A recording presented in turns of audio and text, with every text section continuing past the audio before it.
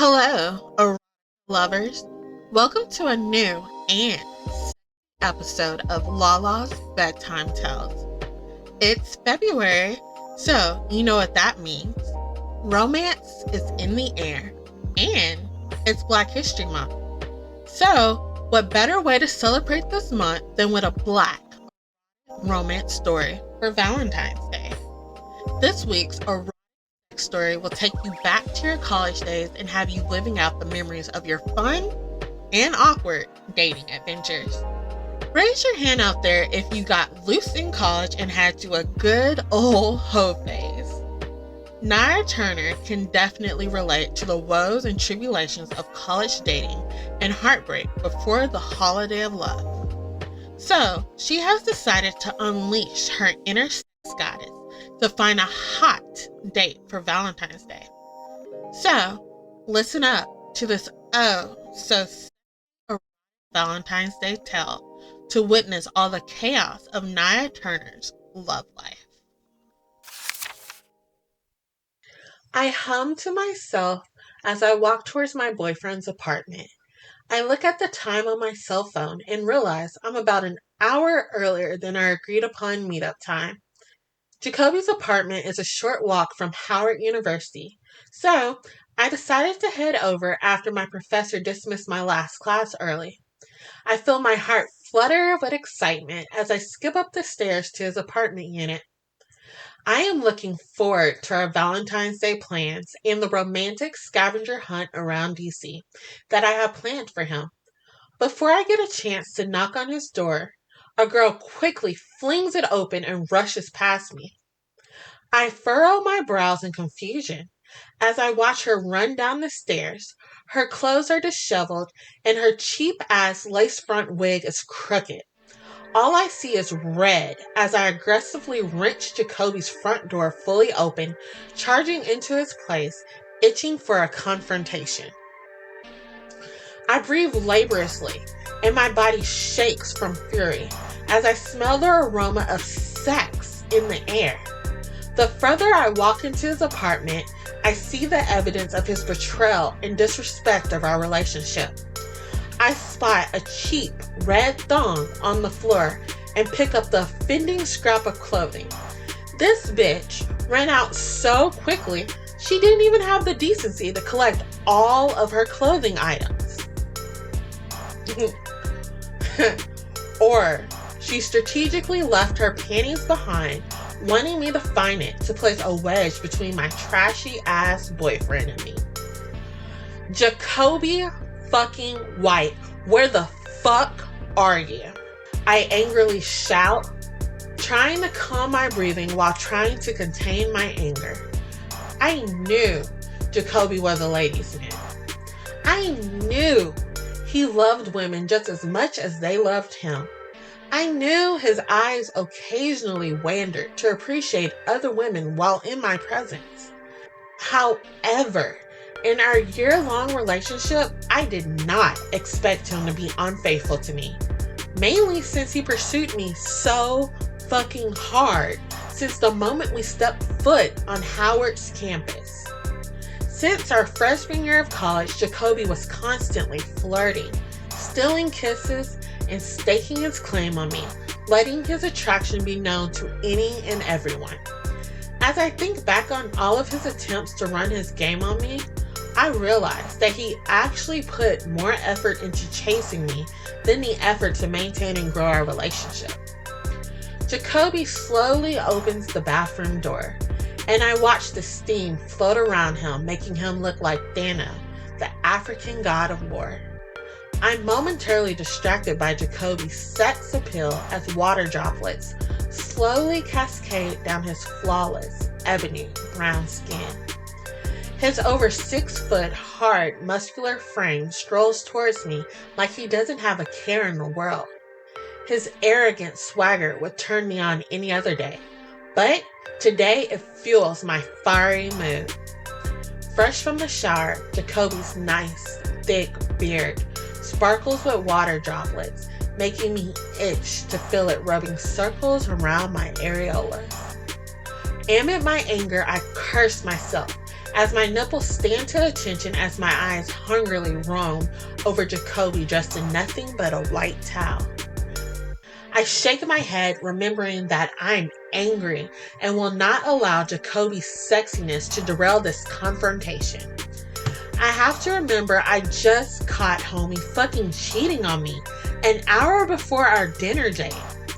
Jacoby let out a slow whistle as he rubs the back of his neck, then whispers, "You're early, Nyla. I wasn't expecting you."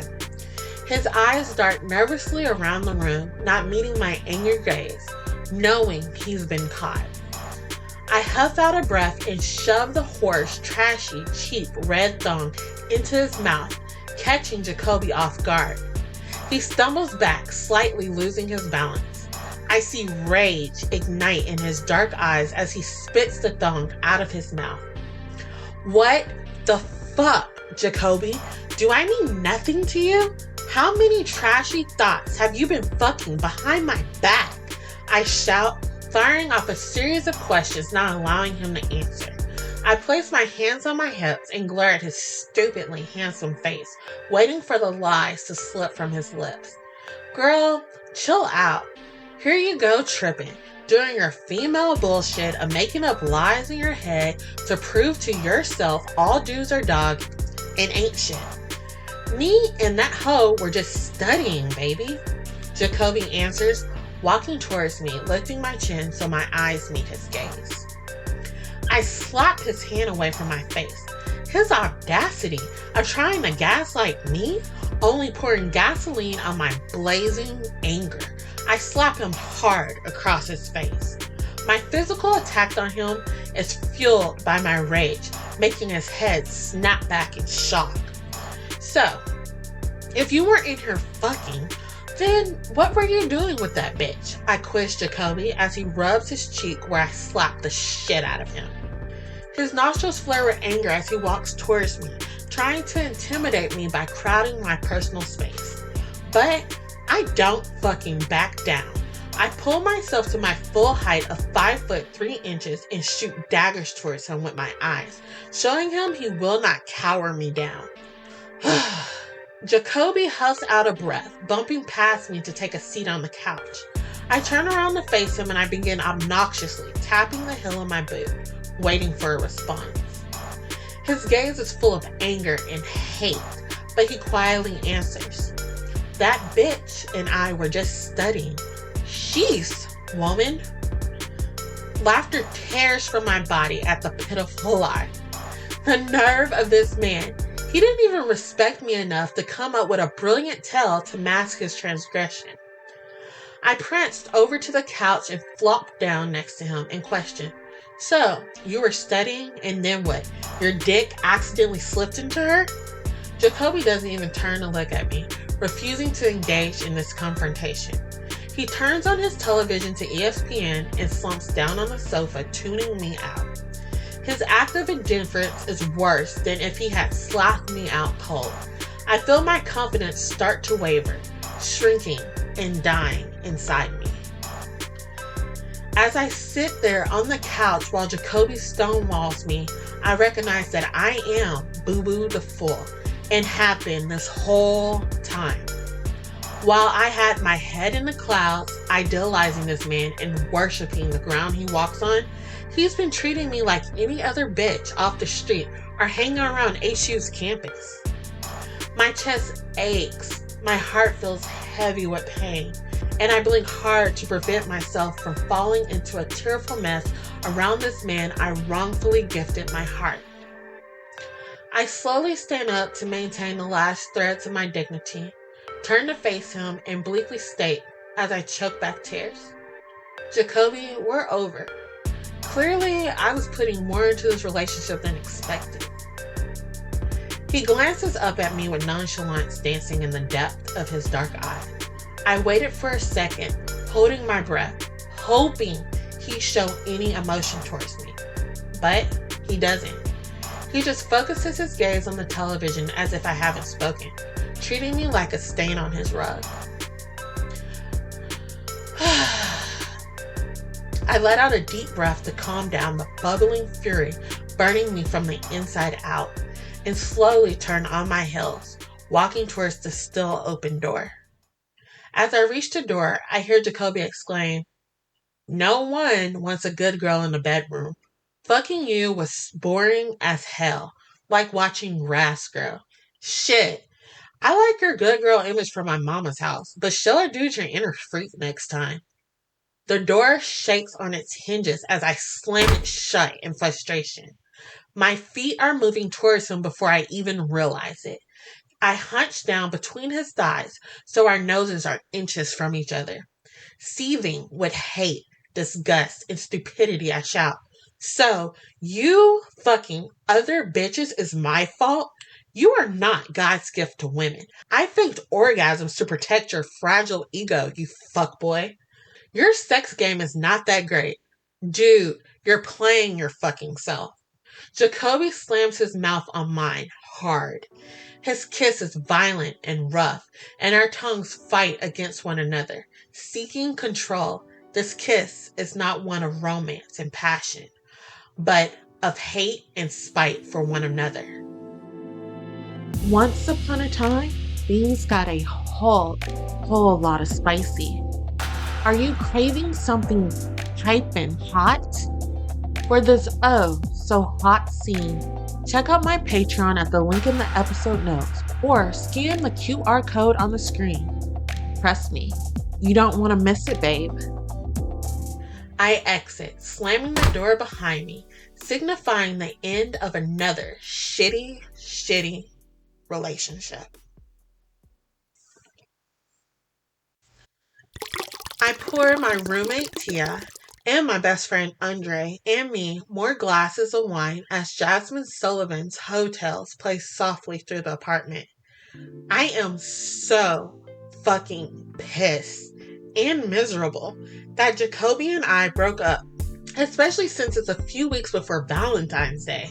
I doubt he was putting any effort into our date or a gift for me, but who wants to be lonely on the most romantic day of the year? It was my last semester of college. I would be graduating from Howard and starting my life in the real world without meeting the man of my dreams at my HBCU. Where else was I supposed to find a quality black man to be the other half of my power couple if he wasn't at one of the most prestigious black colleges in America? Then I doubt he was anywhere else in the country. Tia sings along to Jasmine Sullivan's songs as I lay my head in Andre's lap. My eyes are bloodshot and puffy from crying as many tears as possible for my broken heart in the shower when I got home. I am so tired of all these dudes not being worth shit and dogging me out. I am done looking stupid. By their patriarchal standards, I have tried to be the epitome of a great catch or wifey material. In the words of Jacoby, I was the good girl, and I have always tried to live by the Proverbs 31 woman standards. However, it has yet to get me anywhere in my love life. Jacoby was trash and a player. I'ma just go ahead and get it off my chest, but I told you so. You're just blinded by his good looks, intelligence, and his pedigree of being a child of doctors, Andre boasted, rubbing my crown of curls. I shoot daggers at Andre as I peer up into his gorgeous sea green eyes that are framed by long, curly, come-hither eyelashes. Amen to that, Tia laughs in agreement as she clinks her glass against Andre's. I roll my eyes at both of them as I feel even more foolish, reminiscing on how both of them tried to talk me out of that first date with Jacoby's bitch ass. I drag my palm down my face, trying to figure out how I could be so stupid and ignore all the red flags of yet another toxic relationship. At least some of my other exes had good dick, but Jacoby wasn't even an enjoyable fuck. So I got absolutely nothing out of that relationship and left looking like a real dumbass. I sit up, draining my wine glass and deciding not to wallow in self-pity. I think I'm going to get on a dating app like Hinge and start trying to meet a man before Valentine's Day. I say aloud and watch Andre roll his eyes while Tia's face lights up with delight as she twirls one of her goddess locks around her index finger. I fill my glass to the brim with wine, toying with my phone and deciding to grow some balls as I download the dating app. You guys, help me fill this shit out, I wail drunkenly, waving my phone in their direction. Yes, girl, hell, it's our last semester of college. Unleash your inner freak. Why not use this semester to have yourself a little hoe phase, girl? Tia gushes, snatching my phone out of my hand so she can start filling out the questionnaire for me. Andre rolls his eyes, and I watch him hold his tongue, wanting to say something but instead choosing to stay quiet, downing the last of his wine. Tia, you are choosing her sluttiest pictures for this dating profile, Andre growls protectively, snatching the phone from Tia. I peer over his shoulder and realize that Tia has selected my bikini pictures that showcase my tiny waist, huge breasts, and colossal ass.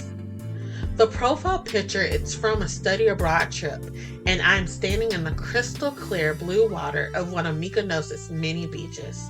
I'm in a black and white string bikini. My natural dark brown curls are blowing in the wind, and the sun is making my hazelnut brown skin glow. I look happy and unfazed by anything. No, I love that photo. Keep it as my profile picture. I laugh, snatching the phone from a furious Andre and handing it back to Tia. Tia begins to type my bio for the dating app furiously. And as I read over her shoulder, I laugh hysterically. Tia has written, gorgeous brown-skinned girl that's all about the fun and knows how to handle a big D. By D, I mean someone with big dreams because I'm a huge dreamer with big goals. I'm dating around, looking for nothing serious because I'm experiencing my sexual awakening. So, don't be afraid to chat with me if you're tall, dark, and handsome, looking for some serious fun. Andre gets red in his face and picks up the wine bottle and pours himself another glass. I hug Tia's shoulder and begin exploring the app once my profile is set up. However, with that hot, scantily clad bikini picture of me and the sexually charged bio, it doesn't take long for men to start matching with me and messaging me to set up dates. Let the fun of my hoe phase begin, and just maybe I'll find a hot date for Valentine's Day. I'm a week into my hoe phase and I couldn't be any more bored with the men I'm attracting on this dating app. In theory, many men are handsome, and quite a few are hung like a black stallion. But I'm someone who needs an emotional connection to really experience the big O with a man. I had a series of unbelievably bad dates with chauvinistic and misogynistic men mansplaining to me their checklist of their unrealistic expectations of a woman. But when the check comes to the end of our dinner dates, they conveniently have forgotten their wallets or expect us to split the bill. Ironically, they still text me with their addresses, asking me to come over to spend the night and a list of demands of what I should wear to do so. I don't know if it's just DC or what, but there are many men walking around that belong in the nearest dumpster. Not to mention all the 2-minute brothers out here that talk a great head or sex game, but they leave me high and dry when it comes to performing. Selfishly, these men only consider their sexual pleasure, yet have the audacity to believe that they are just killing the sex game. So many men confuse their enthusiasm in the bedroom with having bomb dick, but their sexual performances are really just depressing. I can count on my fingers and toes the number of times I hopped out of the bed of a handsome man with a mediocre dick to go home and fuck my battery operated boy toy. As far as my dating app hookups, it's become a situation of me asking myself, Do I want to get out of bed just to be disappointed? Nothing's worse than wasting a sexy outfit and a face beat for the gods to come up short of a climactic night. I stand outside of one of the local bars in downtown DC in my favorite body hugging metallic silver jumpsuit. I know I'm looking like an Instagram model with my natural hair silk pressed and flowing in a sexy curtain midway down my back. My makeup giving off immaculate natural glam vibes and a generous amount of cleavage on display. Before I lost faith in the dating app, I received a message from Mr. Amari Hall. He's 6 years older than me, an investment banker, and is quite charming. Also, it doesn't hurt that he's tall, dark, and handsome, giving off Idris Elba vibes. Tonight will be our first date, and my breath is stolen from my body as I watch this fine specimen of a man approach me. He's wearing a red sweater, dark jeans, and a leather jacket, and his saunter exudes confidence without the air of arrogance. He has flawless espresso brown skin and adorable dimples when he smiles. Amari introduces himself to me and embraces me in a hug that smells like spicy notes of cinnamon and frankincense. His masculine scent warms my body and sends lust coursing through me in waves. Amari takes my hand, leading me into the local bar.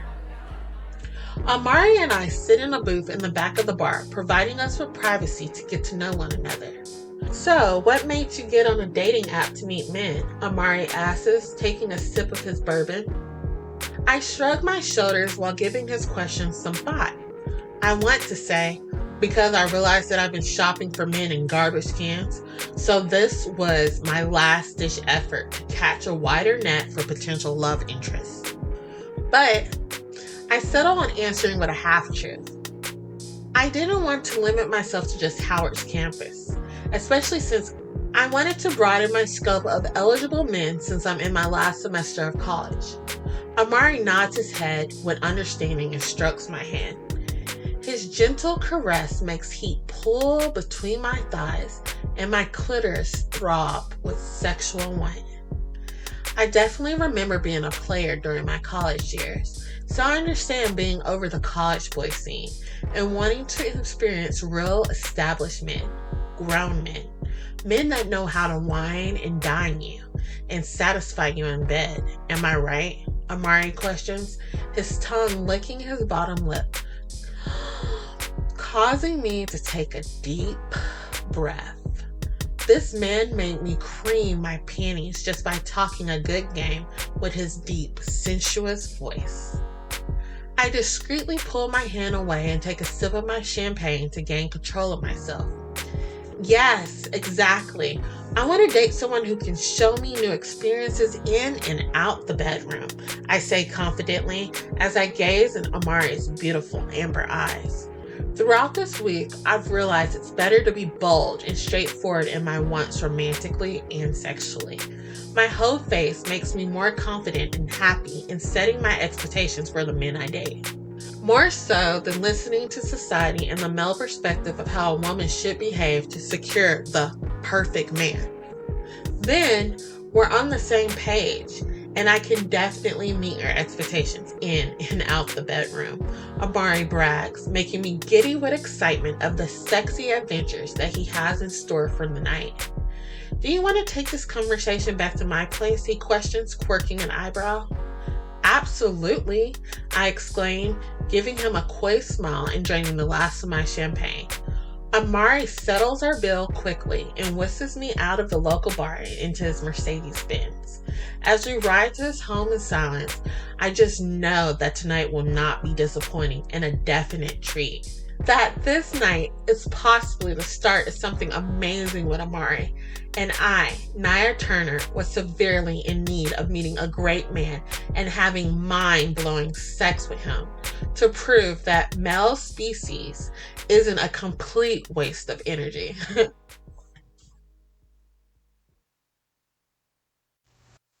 I wake up in heaven, my body flustering with desire, as I feel Amari's. Oh, looks like things are getting way too hot for YouTube to handle. If you're craving the full uncensored story, with all the smutty details, join me on Patreon to get access to the steamy goodness. Just click the link in the episode notes or scan the on-screen QR code for the full uncensored experience. See you there for a naughty good time. I close my eyes to slow my breathing, and I hear a lock click and a loud door slam. I rise, clutching the sheet to my body. Amari gently snores beside me as I hear movement coming from just outside the bedroom door. I slap Amari's chest frantically, and one of his amber eyes finally opens. I whisper loudly, "Listen, I hear someone. Were you expecting anyone?"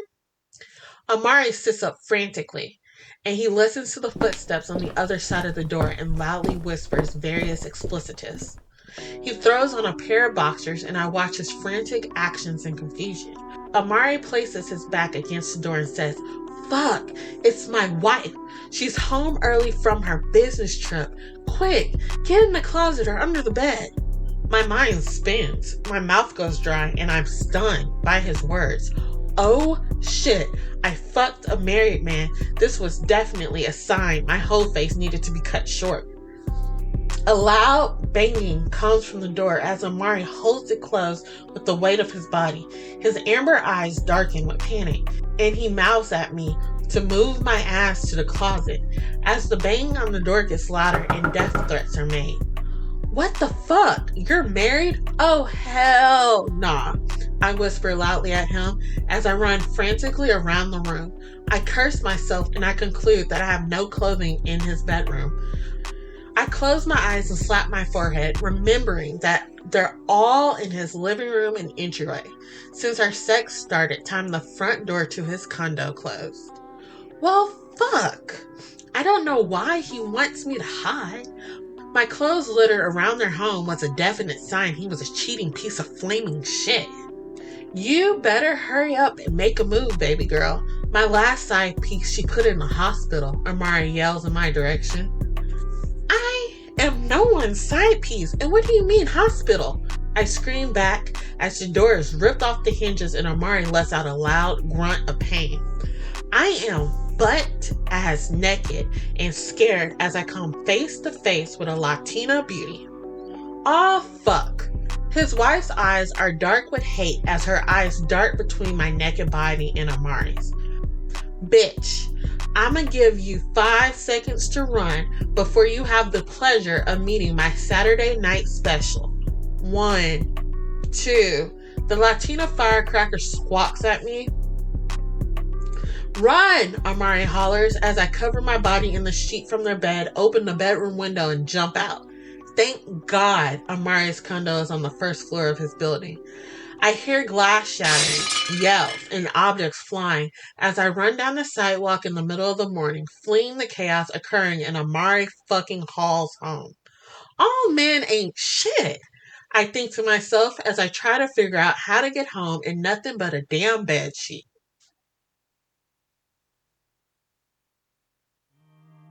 A week later, I sit across from Andre at a local club telling him the horrors of my short-lived hoe phase. Andre's high yellow ass turns red as he snickers hysterically at my dating app trauma. He laughs. "I told you to stop taking advice from your crazy ass roomie." I snatch his shot of tequila away from him and kick it back in the act of vengeance against him. As much as I love Tia, Andre did have a point. That girl is the last person anyone should seek for advice. While her heart is pure, she does not make the best decisions. I guess in my heartbroken, drunken stupor, I let her egg me on into making crazy decisions that didn't fit my personality.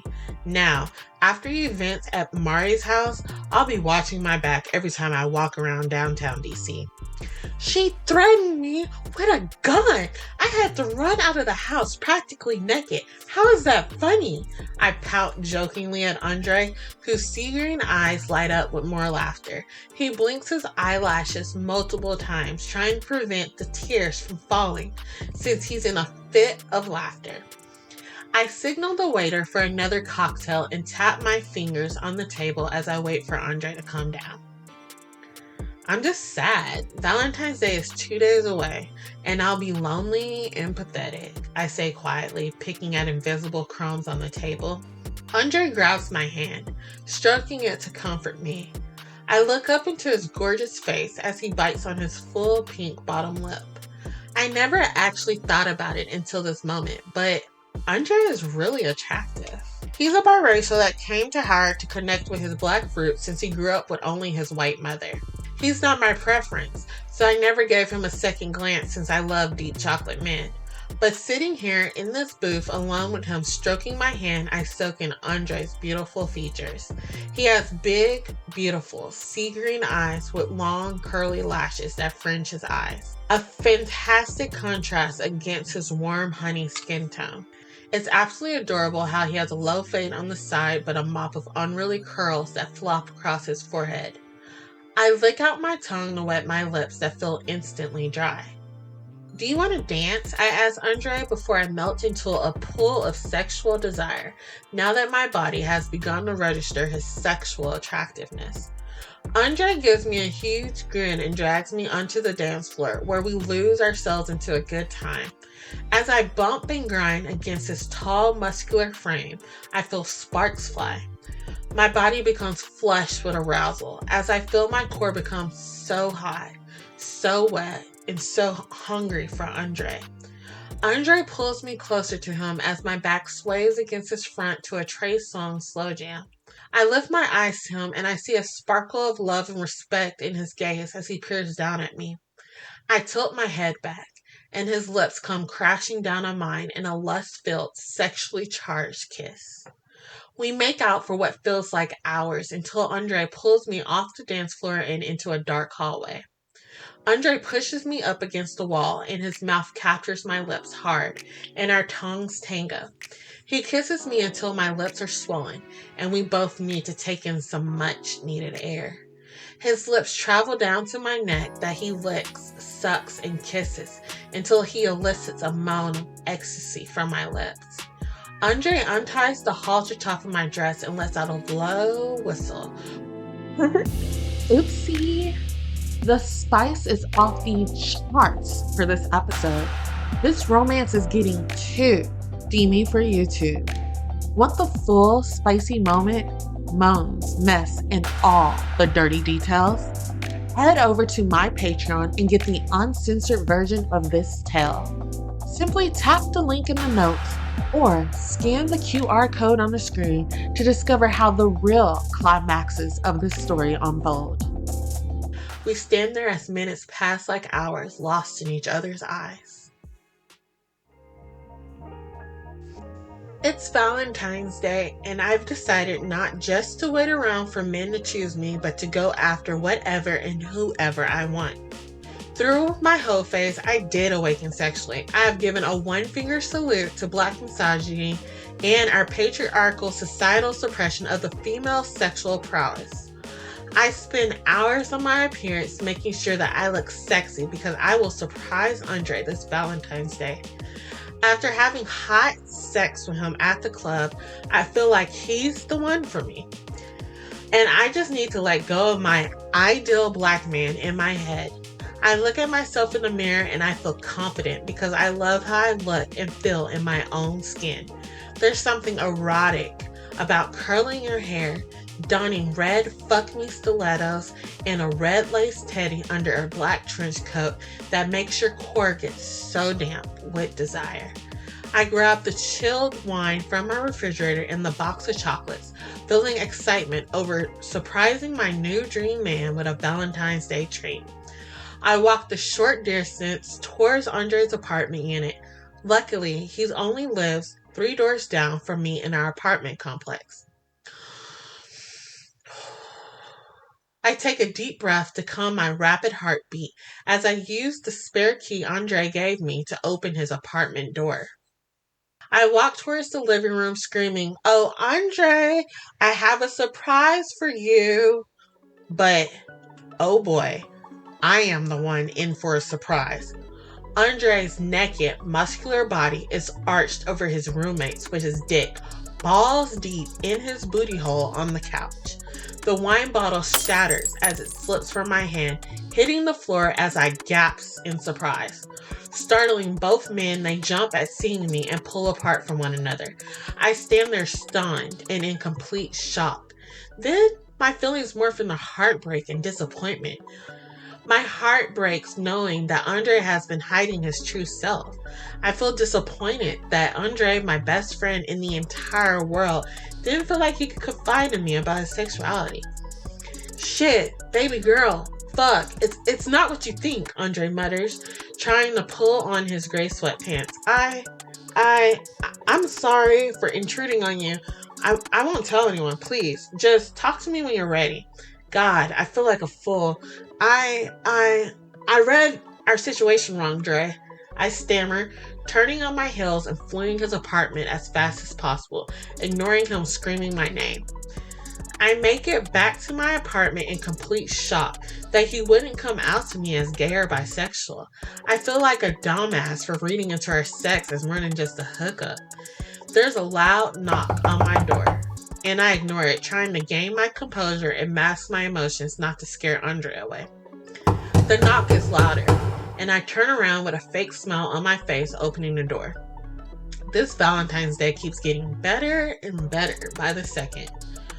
"What do you want, Jacoby fucking White?" I say, not hiding my annoyance and wanting to slam the front door in his face. He looks at me nervously and rubs the back of his neck, unsure of himself. I get a kick of enjoyment out of witnessing one of the most arrogant men ever to walk this earth falter in self-confidence. "I want to give you a gift and apologize," Jacoby whispers, holding out a tiny, hot pink box to me. Before I can grab it, Andre runs up to my door, shoving Jacoby out of the way, looking at me with sea green eyes turning a moss green filled with remorse and regret. "What the fuck is he doing here?" Andre and Jacoby question in unison.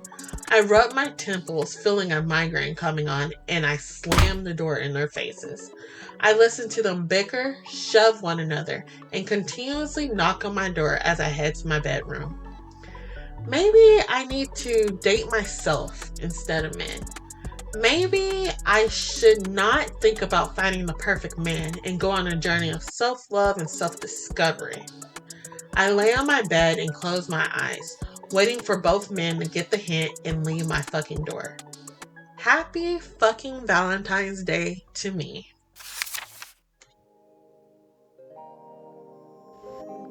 Man, that was so much drama happening in Nia Turner's life leading up to the holiday of romance.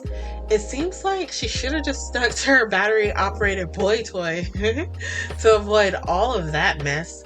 Do you think that Nia will focus on her self-love journey? Or, listeners, do you think she'll just fall back into her pattern of toxic love affairs and continue to settle for men that ain't shit?